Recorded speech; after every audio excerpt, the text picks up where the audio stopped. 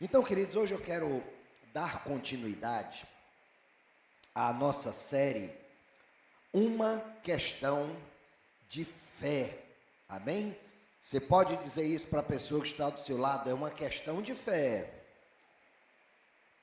Diga para ela, não tenha a fé do diabo. Você lembra o que é a fé do diabo, né? Obrigado, querido, obrigado. Só colocar aqui. O que é a fé do diabo? Ele crê, mas ele só crê e treme. Não acontece nada além de crer e tremer. Ou seja, é uma fé que não transforma a realidade. É uma fé que não transforma a nossa vida. Então, não tenha a fé do diabo, tenha a fé de Deus. Tenha uma fé viva. E como nós aprendemos a colocar a nossa fé em ação? Primeiro, conhecendo a palavra, meditando na palavra de Deus, declarando essa palavra e praticando essa palavra. Fazer os 3 passos e não fazer o último, é melhor nem fazer os outros passos. Viu? Então vou repetir. Conheça a palavra, medite na palavra, declare a palavra e pratique a palavra. Repito, se não tiver disposição para fazer o último, não se preocupe nem fazer os 3 primeiros não. Né? Porque é melhor não saber e não fazer por não saber do que sabendo não fazer. Amém? E com isso eu não estou incentivando ninguém a não conhecer a palavra de Deus. Eu estou dizendo a seriedade que é praticarmos a palavra de Deus. Porque uma fé que conhece e não pratica é a fé de quem? De quem é essa fé? É a fé do diabo. Alguém quer ter a fé do diabo? Ninguém quer ter a fé do diabo. Então, se não quer ter a fé do diabo, o que é que a gente precisa fazer? Conhecer, meditar, declarar e praticar. Cutuca quem está do teu lado e diga, pratique.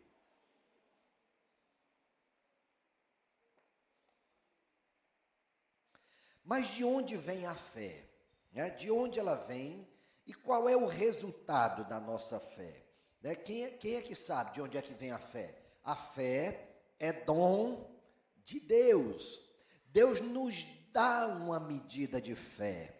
Amém? Ele nos dá uma medida de fé. Mas uma vez que nós recebemos essa fé que vem de Deus, onde é que nós guardamos essa fé? Nós guardamos lá no maleiro da nossa vida, lá no lugar inacessível, onde a gente nem sabe onde guardou, ou a gente tem a nossa fé sempre à mão, para que a gente possa exercitar essa fé, né? Agir com base nessa fé por onde nós estivermos. A questão é, onde é esse lugar que nós guardamos essa fé? Esse lugar onde guardamos essa fé, queridos, é o nosso coração, né? E é por isso que o título do terceiro episódio é Creia com o Coração. E aí você vai dizer, mas pastor, outro dia você estava pregando aqui, até estava brincando, dizendo, né, que se eu seguir o desejo do meu coração, eu vou acabar batendo no inferno. Pois é verdade. Então como é que agora você fala que a fé tem que vir do coração? Vou te explicar, né? Vou te explicar. A gente precisa compreender o que é coração, dito aqui na palavra nesse contexto, porque a palavra de Deus fala sobre não acreditarmos no coração do homem, não diz? Triste do homem que confia no homem. Fala, o coração do homem é enganoso. Então, eu posso entender coração como o desejo da minha alma. Então, se coração é o desejo da minha alma, né? Se eu vi, se eu peguei, não, isso aí é o desejo do teu coração. Não caia nessa esparrela não, pelo amor de Deus. Quando eu te falo de coração, eu estou falando de algo muito mais profundo. A palavra também diz que nós devemos crer em Deus, adorá-lo, buscá-lo de todo o nosso coração e de todo o nosso entendimento. Então vamos entender o que é coração aqui nesse contexto. Gênesis capítulo 1, versículo 26. Então disse Deus: façamos o homem à nossa imagem, conforme a nossa semelhança. Deus fez o homem à sua imagem e semelhança física? Foi isso? Foi isso? Não. Deus é um corpo? Deus é um corpo? Olha o que diz João 4:24. Deus é espírito, e é necessário que os seus adoradores o adorem em espírito e em verdade. Deus não precisa de um corpo. Ele não tem necessidade nenhuma de um corpo. Deus está na eternidade. Deus é espírito. E foi o espírito que criou a matéria. A matéria nada mais é do que energia. Então, na verdade, não é... A gente tem uma tendência de só crer naquilo que é material, naquilo que a gente pega, né? Os cartesianos aí, a gente foi discipulado muito tempo por cartesianos, né? E aí a gente só crê naquilo que a gente pega, né? Aquilo que está aqui, é visível. Mas o que é visível foi feito do que é invisível. O invisível precede ao visível. Então Deus é espírito. Quando você estiver no céu e puder ver Deus, alguém aqui vai ver Deus? Vai? Não vai não, querido. Não vai não. Sabe por quê? Porque Deus é grande demais, Ele é majestoso demais, Ele é santo demais para que a gente consiga vê-lo. Nem os anjos conseguem contemplar a totalidade de quem é Deus. Acredita nisso? Nem os anjos conseguem. Os querubins estão lá pertinho de Deus, mas eles têm 3 pares de asa. Como é que é a descrição deles? Com um par eles cobrem os pés, porque o local onde eles estão é santo, né? Com outro eles se sustentam e com outro par eles tampam os olhos. Nem os olhos dos querubins conseguem contemplar a totalidade, a plenitude de quem é Deus. Então, quando nós estivermos no céu, a gente vai ver Jesus, não é? Mas Jesus não é Deus? Jesus é Deus. Jesus é Deus. Deus conosco.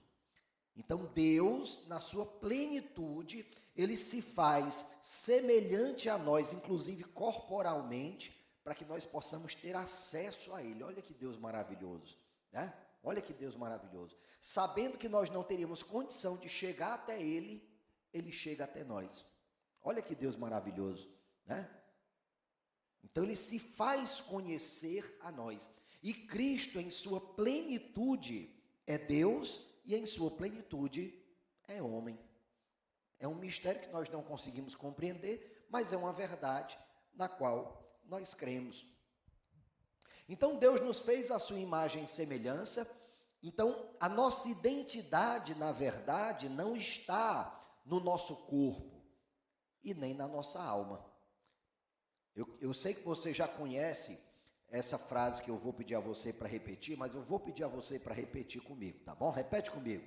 Eu sou um espírito que possui uma alma que habita num corpo. Então, onde é que está a nossa identidade? A nossa verdadeira identidade está nas nossas emoções, na nossa racionalidade. É aí que está? Não. A nossa identidade está no nosso espírito, no nosso coração nascido de novo. Não no coração caído, não no coração almático, não no coração pecaminoso, que é enganoso, mas no coração nascido de novo, nascido de Deus, no nosso homem interior. Eu não sei se você sabe, mas você tem um homem interior, você tem uma mulher interior. E é nesse homem interior que está a nossa identidade. Quando nós entregamos a nossa vida a Jesus, quando nós cremos em Jesus como Senhor e Salvador, esse espírito que estava moribundo é vivificado, e aí nós somos uma nova criatura no nosso homem interior, não no nosso corpo, não na nossa alma. Eu tenho certeza que quando você entregou sua vida a Jesus, cheio de emoção, você disse: agora os meus problemas se acabaram, porque agora eu sou uma nova criatura. E aí você saiu do culto com os mesmos desejos. Você diz: ai meu Deus, era tudo mentira. Eu continuo pensando naquilo que eu pensava antes. Oh, querido, é porque você não entendeu. É por isso que você precisa fazer a nova criatura. É por isso que você precisa fazer a classe da nova criatura, para entender o que é isso. Então o teu homem interior, ele renasceu, ele é um novo homem interior. Perfeito. Perfeito. Se porventura você morrer, imediatamente o teu espírito sobe aos céus, perfeito. Não vai parar em canto nenhum para ser purgado, viu? Não tem essa história de purgatório, não. Não vai passar em canto nenhum para ser purificado, não. Porque o que nos purifica é o sangue de Jesus. Não é nenhum purgatório, não. É o sangue de Jesus que nos purifica. Mas purifica o quê, queridos? O nosso corpo? Não. A nossa alma? Não.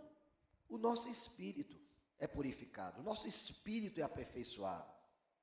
O nosso espírito, a nossa verdadeira identidade. Pastor, então quer dizer que eu posso continuar vivendo com essa alma desgraçada que eu tive até agora? Claro que não. Claro que não. O Espírito Santo vem morar dentro de nós, além de vivificar o nosso espírito, ele vem morar dentro de nós, para que com essa força de Deus, não a nossa vida, a nossa alma e até o nosso corpo seja transformado, seja aperfeiçoado, seja endireitado. Olha que bênção, né? Então, onde é o erro de muito crente? É achar que Deus vai fazer tudo sozinho. Aí fica: oh Deus, por favor, Deus, eu não quero mais ter essa vontade. Aí Deus vai dizer: não leva a mal não, mas isso aí não é comigo não. Isso aí não é comigo não. A palavra diz: é Deus que realiza em nós tanto o querer quanto o realizar, de acordo com a sua vontade. Então nós temos que entender que uma vez que nós somos nova criatura, agora nós agimos por fé, e não pelo que vemos, mas por fé. Então, por fé, eu creio que já estou plenamente aperfeiçoado.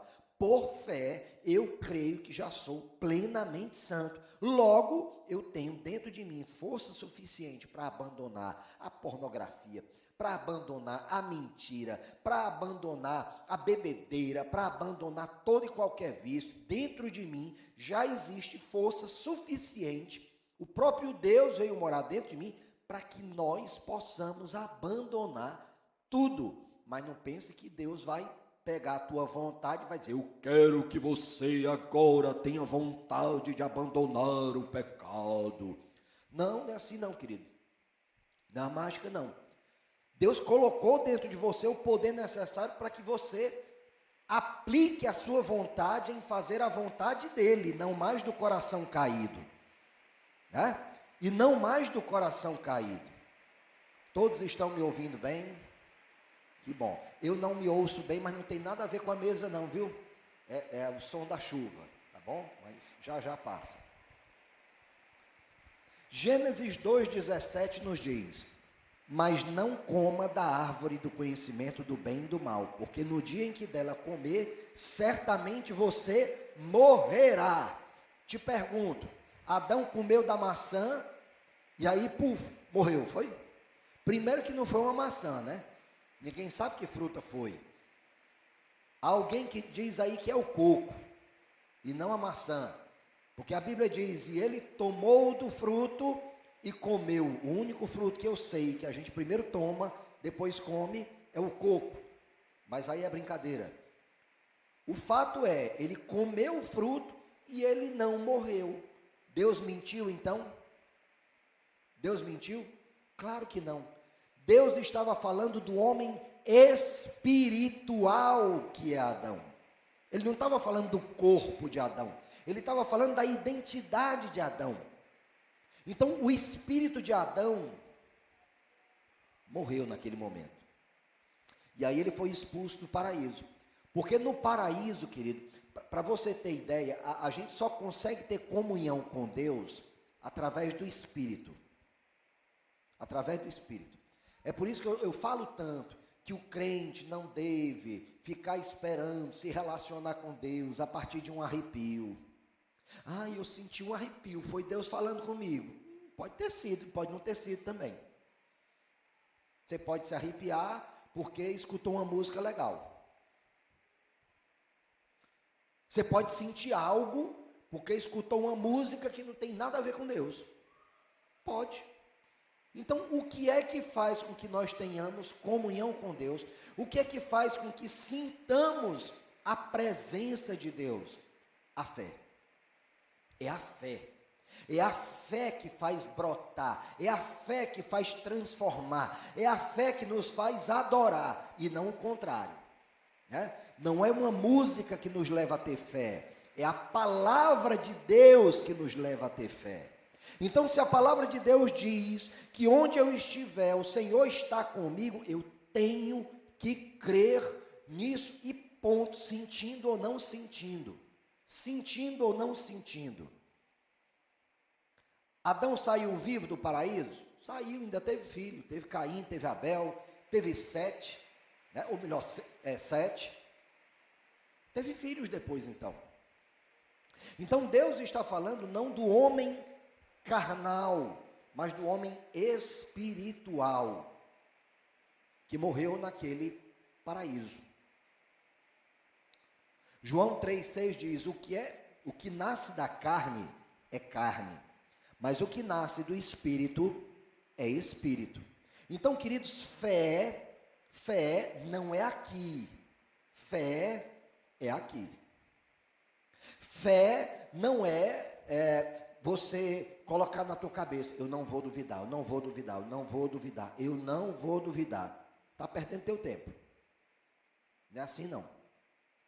Fé é o seguinte, é declararmos a palavra de Deus, e quando nós declaramos a palavra de Deus, não fique pensando que você declara a palavra de Deus, e aí no mundo espiritual, isso gera uma transformação. Não, querido, essa transformação vai acontecer aqui, ó, no mundo espiritual. O mundo espiritual não é ali não, é aqui, o mundo espiritual. Então, na medida do que você vai declarando a palavra de Deus, você vai se convencendo daquilo, a tua alma vai sendo transformada. Mas o que gera essa transformação é uma fé que já está aqui. É a fé que nós temos na palavra de Deus. Então, a fé que nós temos na palavra de Deus vai transformando a nossa mente, Romanos 12:2, né? Não se amoldem aos padrões desse mundo, mas transformem a vossa mente para que sejam capazes de experimentar e comprovar a boa, perfeita e agradável vontade de Deus. Como essa mesma força, essa mesma fé transforma o nosso corpo. Da mesma forma que alguém comendo, ou seja, usando o corpo, matou o espírito, alguém comendo a palavra de Deus e fortalecendo o seu espírito, também poderá curar o corpo. Exercendo a nossa fé. Não é o homem exterior que tem fé, mas o homem interior. 2 Coríntios 2:16-18. Por isso não desanimamos, embora exteriormente estejamos a nos desgastar. Interiormente estamos sendo renovados dia após dia, pois os nossos sofrimentos leves e momentâneos estão produzindo para nós uma glória eterna que pesa mais do que todos eles. Assim, fixamos os olhos não naquilo que se vê, mas no que não se vê. Pois o que se vê é transitório, mas o que não se vê é eterno. Então, tem dois aspectos que eu acho importante compartilharmos aqui, O primeiro aspecto, queridos, é no que nós pretendemos investir enquanto estamos aqui nesse tempo e espaço. Nós queremos investir naquilo que é transitório, naquilo que passa ou naquilo que não passa. Nós queremos empreender o nosso tempo, nós queremos entregar as nossas energias, o melhor de nós, para acumularmos coisas que durarão eternamente e que estão seguras em Cristo. O ladrão não rouba, a traça não corrói, a ferrugem não destrói. Ou nós queremos nos dedicar às riquezas que ficam nessa terra, onde a ferrugem destrói, onde a traça corrói, onde os ladrões arrombam e furtam. Ontem eu estava dando uma olhada num vídeo no YouTube, aí estava passando lá as mansões que estão abandonadas aí Brasil afora. Aí deu para ver a mansão da Hebe Camargo, né? A mansão do Aguinaldo Timóteo, a mansão do Clodovil Hernandes, lindas, lindas, lindas, quando estavam no seu ápice. Mas as fotos que mostraram delas, deprimentes. Deprimentes, as mansões caríssimas, milhões cada mansão daquela. Hoje não tem quem queira comprar. Eu repito, não tem quem queira comprar aquelas mansões. Elas estão destruídas. É o cara comprar, passar um trator, destruir tudo e construir do nada. Aí eu te pergunto, quanto tempo essa pessoa deve ter dedicado para acumular riqueza, para construir uma mansão daquela? E para quê? Hoje essa pessoa está morta, deixou uma herança aí para os herdeiros, uma briga estratosférica, né? Só o que a gente vê aí na internet agora é os herdeiros do Gugu. Ah, descobriram, fez o DNA, o cara não é filho, agora ação contra o fulano, né? É isso. Aí eu te pergunto, vale a pena nós nos entregarmos nesse mundo, nesse tempo, para acumular riquezas nesse mundo, só para deixar confusão para os filhos depois? Ou seria melhor nós acumularmos tesouros nos céus, onde a traça e a ferrugem não destroem, e utilizarmos as riquezas desse mundo para fazermos amigos nas regiões celestiais? E o que são esses amigos nas regiões celestiais? São as pessoas que nós vamos ganhar para Jesus com o nosso dinheiro. É dessa maneira que nós fazemos amigos na eternidade. Porque por enquanto eles são inimigos de Deus. Mas se o evangelho alcançar essas pessoas, eles passarão a ser amigos de Deus. Então nós precisamos pensar nisso. Mas a questão é, pastor, eu não estou vendo, pastor. A mansão, o carro, a conta bancária, eu estou vendo. Mas eu não estou vendo o que Deus vai me dar no futuro. Pois é, querido, é por isso que nós vivemos por fé e não pelo que nós vemos. Não é pelo que nós vemos. Hebreus capítulo 11, versículo 6, nos diz algo muito sério. Sem fé é impossível agradar a Deus. Porque quem dele se aproxima precisa crer que ele existe, ponto, vírgula, e que galardoa, e que presenteia, e que recompensa aqueles que o buscam. Isso nós só tomamos posse pela fé. Então, se estivermos nessa terra, acumulando coisas para essa terra, nós gozaremos as coisas dessa terra, e finalmente a morte chega e cessou tudo.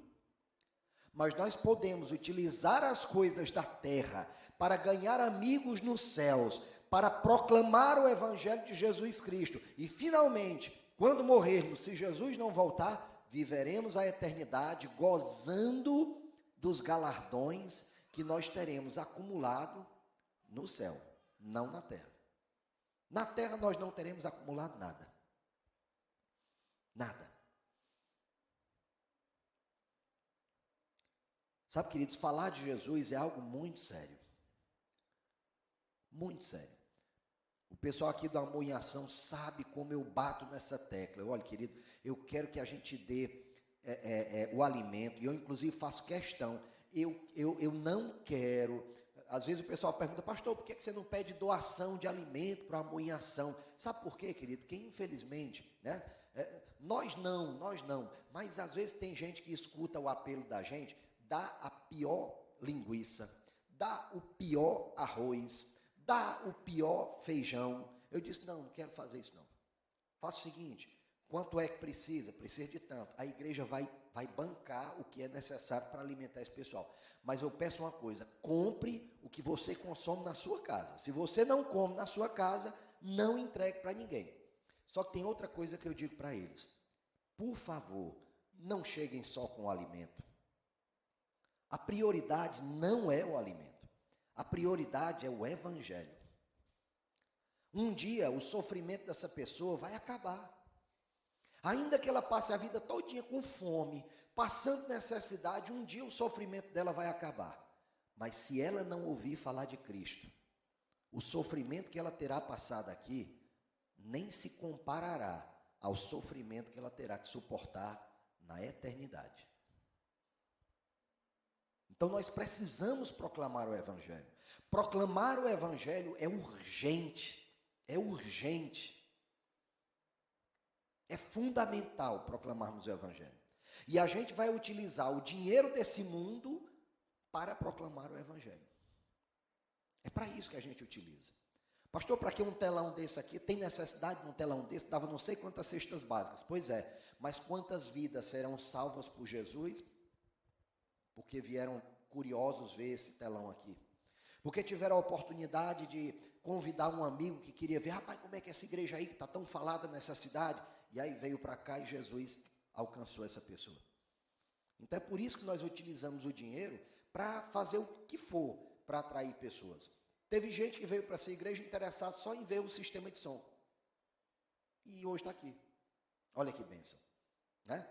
Então, o que é 100 mil reais diante de uma alma salva? Não é nada. Porque nós vivemos por fé e não pelo que nós vemos. Não é pelo que nós vemos, é pela fé que nós temos, de que Deus é o provedor de tudo isso. Né? Deus é o provedor de tudo isso. Romanos 4, 18 a 22. Olha que preciosidade.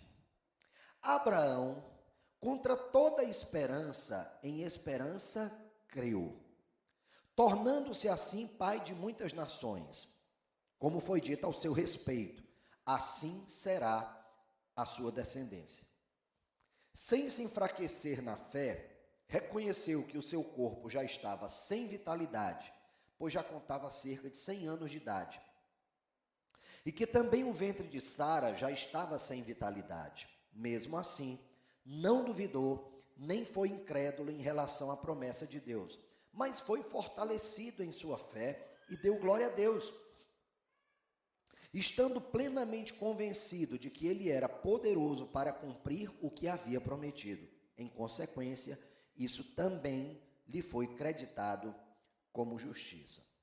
Talvez você leia isso e não entenda, porque aparentemente é contraditório. Olha aqui, Abraão, contra toda a esperança, em esperança, creu. Espera aí, pastor, uma hora ele diz uma coisa, outra hora ele diz outra. Que história é essa? Não, querido, não é uma hora ele diz uma coisa, outra hora ele diz outra. Eu vou te explicar. Depende muito da maneira como nós entendemos esperança. O que é a esperança segundo o mundo? A esperança segundo o mundo, a esperança segundo o mundo corrompido, né? Ai, tu tem esperança de um dia casar? Eu tenho. Com essa tua cara aí, tu tem esperança de um dia casar? Essa é a esperança do mundo.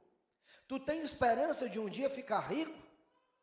Misericórdia, rapaz. Tu não se tocou não, rapaz. Tu é liso. Onde é que já se viu liso ser rico? Vai morrer na liseira. Fica esperando aí, fica com essa tua esperança aí. Essa é a esperança do mundo. É uma esperança que é incerta, né? É uma esperança cheia de medo, cheia de dúvida. Essa é a esperança do mundo. Mas a esperança de Deus não é assim. A esperança de Deus é uma espera por algo que eu já tenho. É a esperança de uma mulher grávida. A criança já está lá no ventre dela. Mas ela é do tamanho de um carocinho de feijão. Pois é, mas ela já está no ventre dela. A criança só está crescendo. A criança só está amadurecendo. É só isso. Mas ela está aqui. Ao final de tantas semanas, a criança vai nascer. A criança vai nascer. Essa é a esperança de Deus. Então, olha só. Abraão, contra toda a esperança, contra toda que esperança? Contra toda a esperança do mundo. Porque a esperança do mundo dizia o seguinte para Abraão. Abraão, cara, leva mal não, cara. Tu já tem 100 anos, cara. Tu já tem 100 anos. E no tempo que a gente está vivendo, Abraão, ainda não tem o azulzinho não, Abraão. Tu já tem 100 anos, cara. Tu não está vendo, tu não vai conseguir fazer menino, Abraão. Abraão, olha para tua mulher, cara. Tua mulher não está mais nem na menopausa, não. Ela está na zero pausa. Não é na menor, não, é na zero. Rapaz, a mulher já tem. A cara da mulher está feita um maracujá, Abraão. Imagina o ventre dela, como é que está, Abraão. Te acorda, Abraão. Tu não está vendo que tu está sendo ridículo, rapaz, dizendo que tu vai ter um filho das tuas entranhas, Abraão. Tu não está vendo isso, não? A esperança do mundo dizia isso para Abraão. Mas o que é que aconteceu? Abraão, contra toda a esperança, em esperança creu. Que esperança é essa? A segunda? A esperança de uma mulher grávida. Em esperança creu, tornando-se assim pai de muitas nações, como foi dito ao seu respeito. Assim será a sua descendência. Presta atenção agora.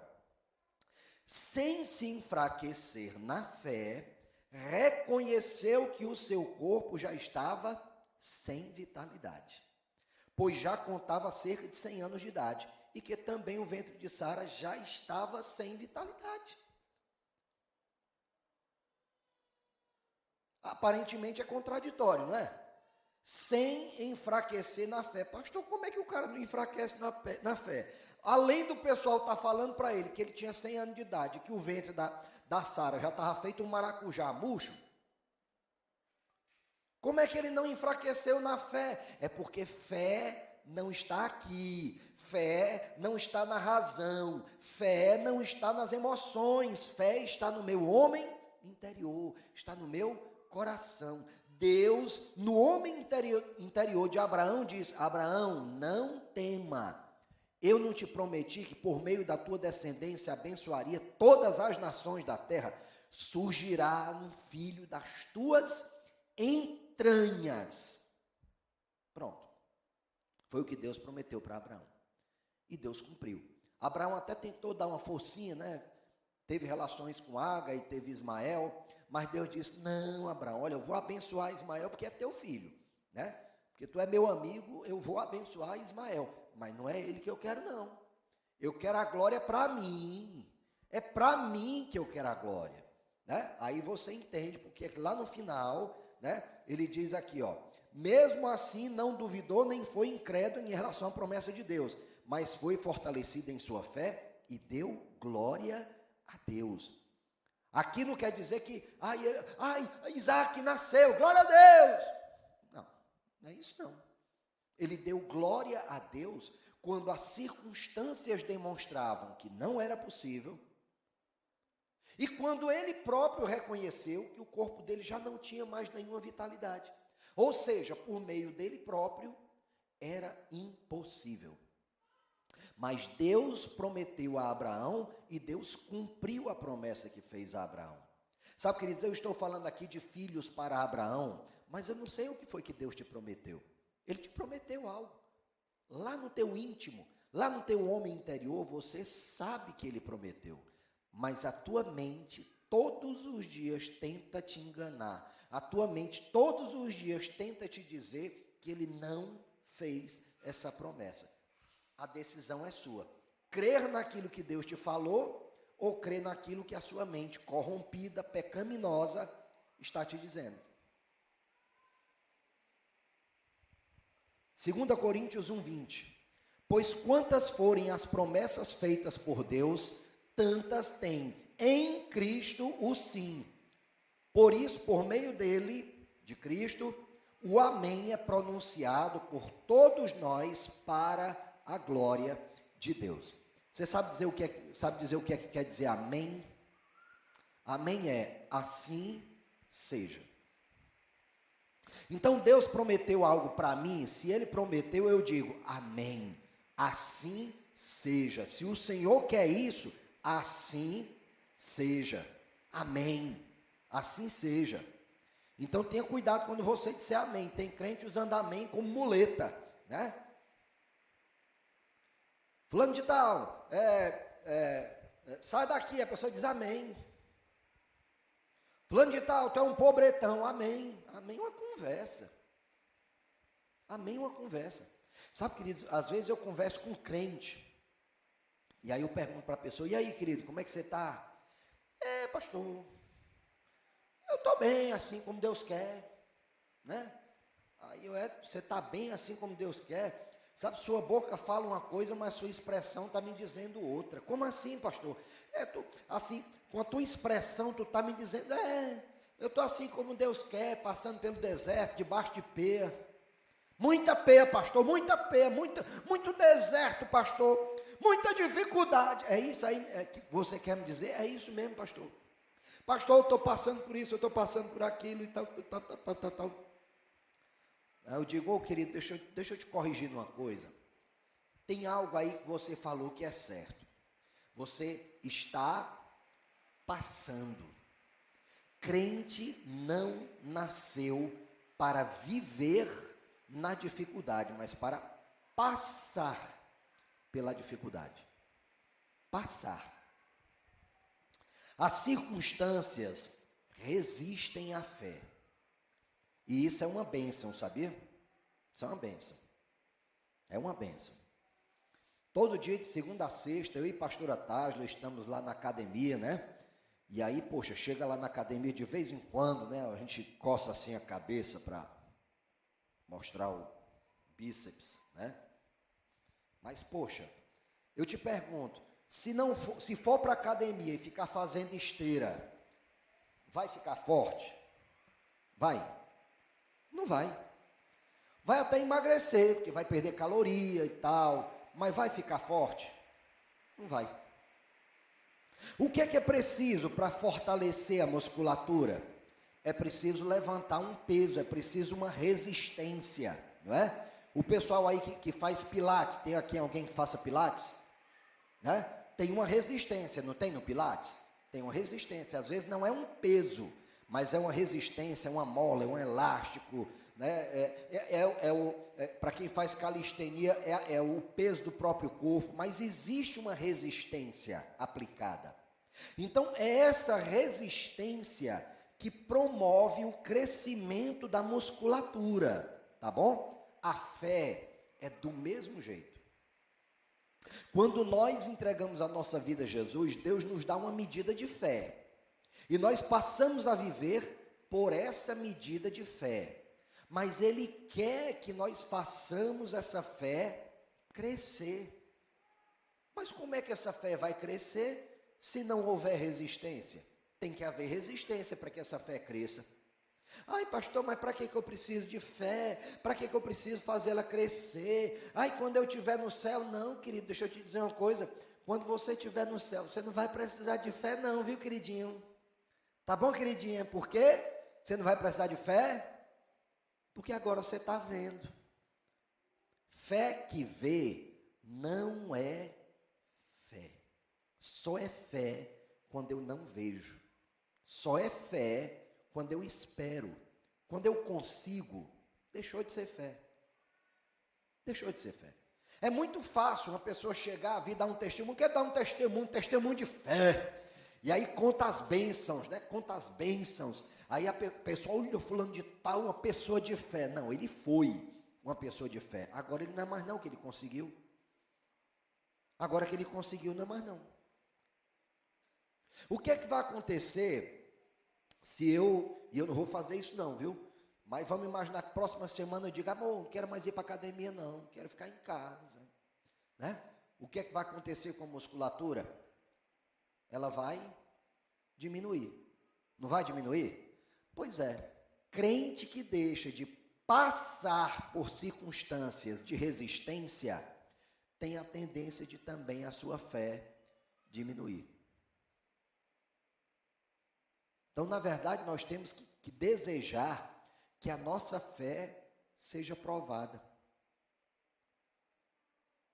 Porque a prova da nossa fé produz perseverança.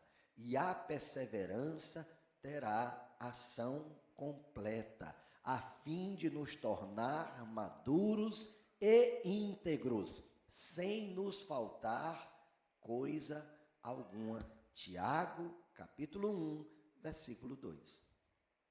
É a palavra de Deus. Então, muitas vezes, a nossa fé precisa ser provada. Mas de uma coisa nós temos certeza, nós já temos o resultado da nossa fé. Amém? Nós já temos o resultado da nossa fé, porque a nossa fé vence o mundo. 1 João 5,4, que é nascido de Deus, vence o mundo. E esta é a vitória que vence o mundo, a nossa fé. Quantos vencedores nós temos aqui? Ô, glória, pois fique de pé. Fique de pé. Porque o resultado da fé, queridos, é paz. E essa paz não é uma paz futura, não. É uma paz presente. A fé produz paz agora, para que eu possa esperar a manifestação daquela promessa que Deus me fez lá no comecinho, mas que eu ainda não tenho na minha mão, né? Então a paz é como se fosse o conforto que Deus dá a todo aquele que tem fé nele, até que essa pessoa possa chegar à promessa que ele fez. Porque aí já não é mais paz, aí é satisfação, né? Paz é no caminho, satisfação é na chegada. Ele quer que nós tenhamos paz, e que seja uma paz que exceda a todo entendimento, mas paz não é no resultado, paz é no caminho. Amém? Paz é no caminho.